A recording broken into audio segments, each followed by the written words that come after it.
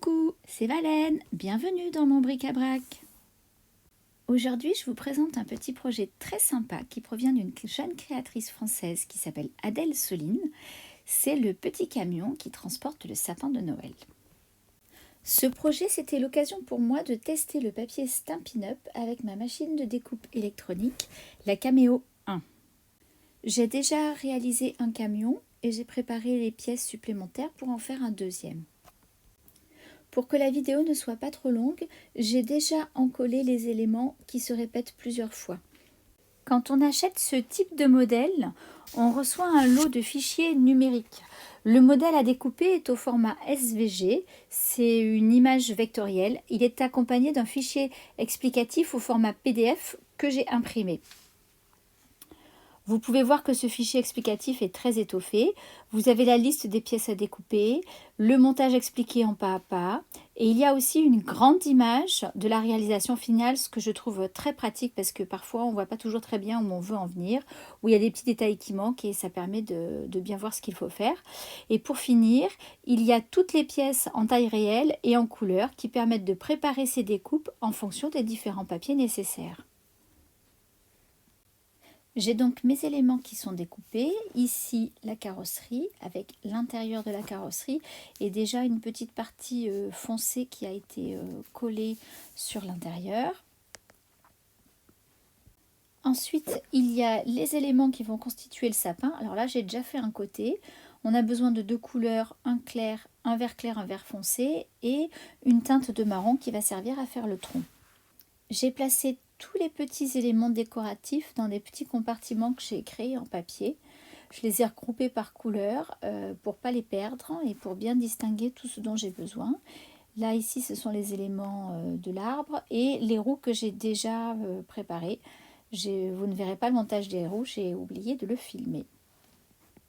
Ce projet est assez simple à réaliser et ne nécessite pas beaucoup de matériel. En gros, il faut une feuille A4 de papier rouge et pour le reste, j'ai utilisé des chutes. Normalement, les roues sont faites avec du papier gris. Moi, j'ai préféré le faire avec du papier métallisé, mais c'est au choix de chacun et puis c'est facilement personnalisable.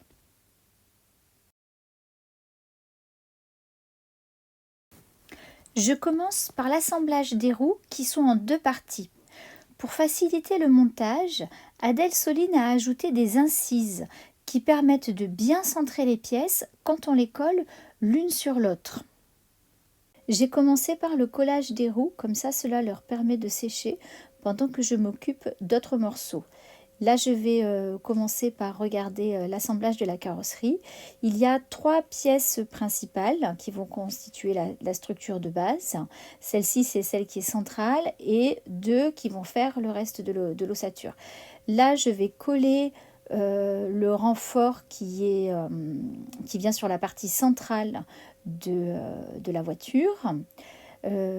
J'utilise de la colle Tombow qui colle très bien, mais qui est surtout une colle qui a besoin d'être utilisée en très petite quantité. Et comme j'en ai mis un petit peu trop, vous voyez que je l'enlève avec mon plioir. Je place mon morceau qui est encollé sur son support. L'avantage de la colle liquide, c'est qu'on peut légèrement faire déplacer le papier pour qu'il se place vraiment au bon endroit. Et pour que ça sèche bien, je n'appuie pas trop fort, mais je vais prendre des blocs acryliques qui vont me servir de poids. Et je vais les mettre sur le côté et ça va sécher tranquillement. Je trouve que ce système, ça permet de mieux répartir la colle que si on appuie dessus avec la main. Parfois, on appuie trop et la colle glisse et sort des parties où on voudrait qu'elle reste en place. Pendant que cet assemblage sèche, je vais coller les garde-boue sur l'extérieur de la carrosserie. Alors malheureusement je suis désolée mais je me suis placée hors champ, ce qui fait qu'on ne voit pas comment je procède. Mais ce que j'ai fait, c'est que j'ai placé ma colle à l'endroit où je veux mettre les petites pièces. On le voit un tout petit peu. Je l'utilise toujours en quantité très légère parce que c'est une colle qui colle très bien et moins on en met, moins on a de risque que le papier se mette à gondoler. Je vais reprendre le système du bloc acrylique qui sert de presse pour faire sécher les éléments qui sont collés ensemble, puis je procéderai au collage du deuxième garde-boue de la même manière. La partie centrale de la carrosserie étant sèche, je vais coller le dernier élément qui est le rectangle marron. Je reprends la partie extérieure de la carrosserie, celle où j'ai collé tout à l'heure les garde-boue, pour y placer la poignée. Là aussi, pour faciliter le collage de la poignée, Adèle Soline a prévu des incises qui sont pratiquées directement par la lame lors de la découpe avec la machine. Vous allez voir que la poignée, c'est un élément qui est tout petit.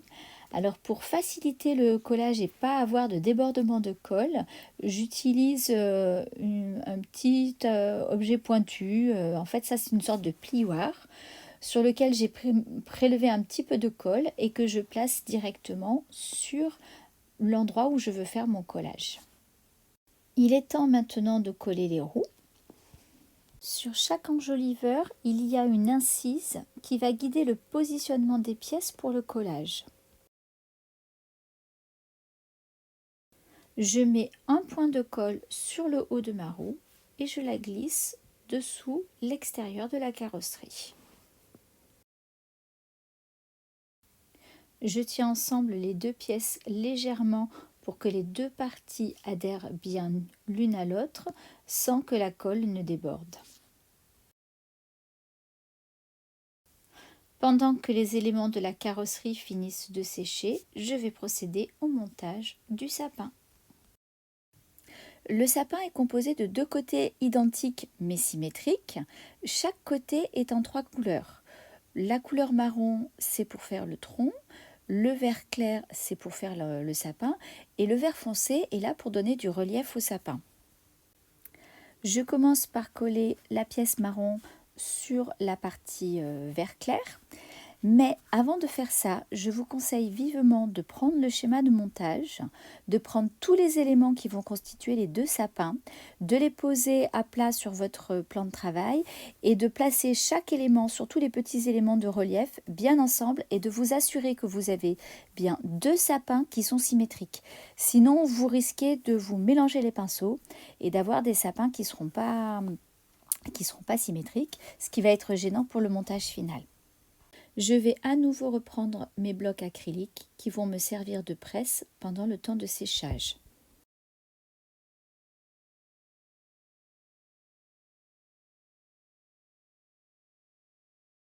Une fois que la base du sapin est sèche, je reprends le premier morceau que j'ai déjà constitué. Je reprends aussi le schéma de montage et je vais placer les petits éléments qui constituent le relief pour être sûr de bien les coller ensuite à la bonne place. Je dépose de fines gouttelettes de colle sur les éléments vert foncé. J'en répartis tout le long du petit morceau et ensuite je vais le placer sur la base du sapin. Je vais procéder de la même façon pour tous les éléments.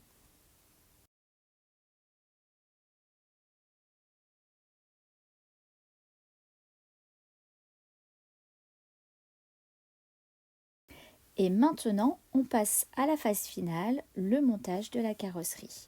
Alors, je commence à prendre les éléments extérieurs, je marque les pliages et je vais procéder à un dernier collage avant le montage. C'est celui de la plaque d'immatriculation de la camionnette. Alors, j'ai fait une petite modification par rapport au modèle qui est proposé par Adèle Soline. J'ai agrandi la plaque d'immatriculation et je l'ai constitué d'un petit rectangle arrondi en papier argenté et d'un rectangle arrondi en papier noir sur lequel j'ai tamponné les mots Joyeux Noël et que j'ai ensuite embossé à chaud avec de la poudre à embosser blanche. Je laisse quelques secondes le temps que la plaque d'immatriculation adhère sur la carrosserie, puis je mets de la colle sur la languette qui va venir se placer dessous l'autre morceau de la carrosserie. Les deux morceaux s'assemblent facilement. Il faut que la ligne du bas constitue une ligne continue entre les deux morceaux, qu'il n'y ait pas de décalage. Je presse un peu les deux morceaux ensemble pour que la colle adhère. Puis ensuite, je vais plier les deux éléments pour que le pli soit bien marqué. Et après, je vais procéder au collage de la deuxième languette de la même façon. Alors pour ça, moi j'ai tendance à replier un côté, mettre la colle.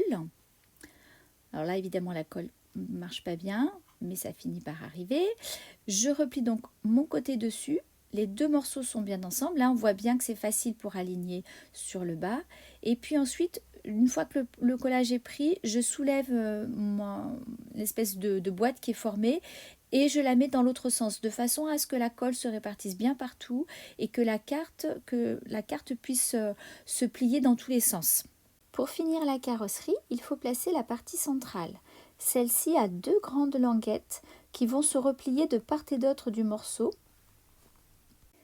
Je place ma partie centrale à l'intérieur pour m'assurer que tout fonctionne correctement et j'enduis de colle chaque languette. J'y vais assez généreusement cette fois-ci avec la colle.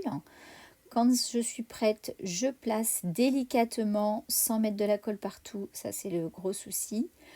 Et une fois que j'ai ma position qui est prête, je place mes languettes correctement. Et l'avantage de la colle, c'est qu'on peut glisser chaque morceau jusqu'à ce qu'on soit à la bonne place. Avant que la colle n'ait fait adhérer les parties ensemble, je vérifie que tout est bien aligné. C'est pour ça que je retourne la boîte. Puis je vais presser un petit peu sur les parties encollées pour les faire tenir. Et ensuite, je vais à nouveau aplatir ma boîte dans tous les sens pour être sûr que tout fonctionne bien comme il faut et que les éléments collés ne vont pas gêner si je veux replier la carrosserie.